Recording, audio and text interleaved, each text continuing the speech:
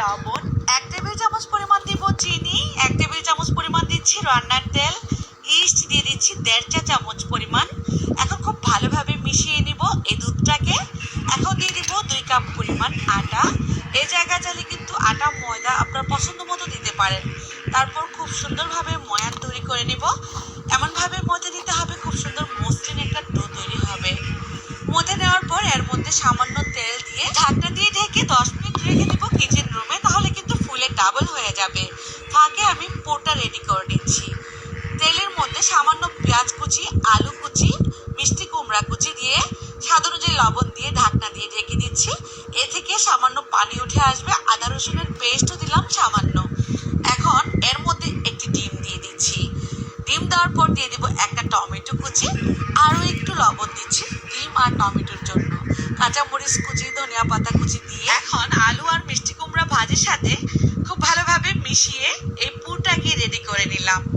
এখন নামিয়ে একটা সাইডে রেখে দিচ্ছি। আর যে ডোটা তৈরি করে নিয়েছিলাম সেই ডোটা কিন্তু ফুলে ডাবল হয়ে গিয়েছে। বাতাসটাকে বের করে দিয়ে এ থেকে ছোট ছোট লেচি করে দিচ্ছি। এখানে যেই কয়টা লেচি হয় সেই কয়টাই কিন্তু নাস্তা শেপ হবে। তারপর উপর থেকে এই লেচিগুলোর মধ্যে একটু তেল ব্রাশ করে দিয়ে এভাবে উল্টিয়ে উল্টিয়ে কিন্তু একটু চ্যাপটা করে নিব হাত দিয়ে। এখন এর ভেতরে পুর দিয়ে দিব, যে পুরটাকে রেডি করে নিলাম। আপনারা দেখে দেখে নিশ্চয়ই বুঝে গিয়েছেন আমি কিভাবে নাস্তাটা তৈরি করতেছি। এখন ফোল্ড করে নিব।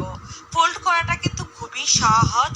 চতুর্পাড়ে ধরে মুখটাকে বন্ধ করে দিলেই চ্যাপটা একটা খুব সুন্দর রুটির মতো হয়ে গিয়েছে। খেয়াল করুন, চাইলে কিন্তু আপনারা বেলুন দিয়েও একটু বড় করে নিতে পারেন রুটিটা, যদি আরো একটু বড় করতে চান। আমি একটু ছোট ছোটই করবো যেহেতু লেচির শেপটা ছোটই ছিল। এখন কিন্তু হাত দিয়ে এভাবে করে চ্যাপটা করে একটু বড় করে নিচ্ছি। বেলুনের দরকার হবে না। নাইফের সাহায্যে উপর থেকে এভাবে দাগ কেটে দিলে সুন্দর লাগবে দেখতে এই নাস্তাটি। এখন একে একে সবগুলো ভেজে নেওয়ার পালা। অল্প তেলেই ভেজে নেব। খেয়াল করুন আপনারা, এখানে কিন্তু তেল দেওয়ার বেশি প্রয়োজনই নেই। অল্প তেলেই এত মজার নাস্তাটি আমরা উল্টিয়ে পাল্টিয়ে ভেজে নিতে পারবো। মাত্র 30 সেকেন্ডের মধ্যে সুন্দর কালার চলে আসবে এবং হয়ে যাবে। কত সুন্দর হয়েছে তাই না? এখন শুধু গরম গরম পরিবেশনের পালা। আপনারা কিন্তু চাইলে এই নাস্তাটি বানিয়ে সারা দিন ভরা টেবিলের মধ্যে রেখে দিতে পারবেন, এমনই থাকবে তুলতুলে নরম।